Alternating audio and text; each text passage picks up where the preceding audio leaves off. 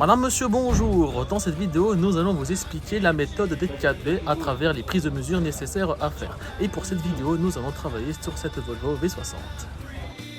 Alors 4V pourquoi? 4V pour 4 vérifications. Le principe est très simple, c'est de vérifier chaque partie du système afin de voir lequel a un problème. Le V1, c'est quoi? C'est la tension batterie, on va vérifier si tout est correct. C'est parti. Oh, un multimètre sauvage apparaît, comme par hasard. Alors, comment que ça va fonctionner? Je vais mettre le voltmètre sur continu. Je vais prendre le positif et le négatif et le mettre sur la batterie. Rien de compliqué, je pense.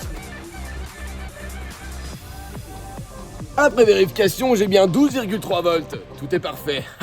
Pour le V2, nous allons donc devoir prendre la borne de la batterie positive et la borne positive de récepteur. Pour le coup, ici, on a pris comme récepteur le moteur d'essuie-glace arrière. À l'aide de cette aiguille, donc on va venir prendre le point positif de ce moteur.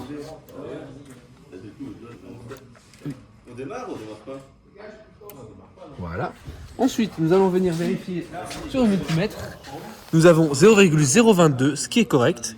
Le but ici, c'est d'avoir un nombre le plus proche possible de 0 sans être pour autant à 1 mV, car c'est impossible. Il faut bien une petite valeur, parce que si la valeur est trop grande, ça veut dire qu'il y a une chute de tension énorme. Maintenant, nous allons passer à la prise de V3, qui est une mesure qu'on va directement réaliser sur les deux bornes, que ce soit négative ou positive du récepteur. Du coup, avec l'aiguille, je vais la placer sur le négatif. Et nous pouvons voir que nous avons une tension de 12,24, du coup nous sommes bons. Pour V4, cette fois-ci, on va venir mettre la pince sur la borne de la batterie, la borne négative de la batterie. Et pour le récepteur, qui est toujours ce moteur d'essuie-glace arrière, on va venir mettre également sur la borne négative.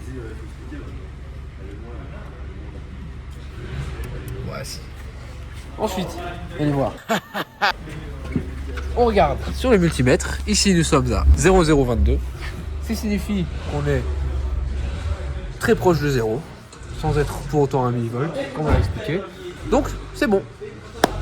Donc ici, on est encore plus bas que V2. La raison, c'est parce qu'il est relié à la masse du châssis du véhicule. Pour faciliter la compréhension, je vais expliquer sur un schéma. Pour le V1, nous avons pris directement la tension aux bandes de la batterie. Pour le V2, on a pris le circuit qui part de la bande positive de la batterie jusqu'à la bande positive du récepteur. Pour le V3, on a pris directement sur la bande positive et négative du récepteur. Et pour le V4, on a pris le circuit qui va du négatif du récepteur jusqu'au négatif de la batterie. Et voilà, c'est terminé. La méthode des 4V n'a plus de secret pour vous.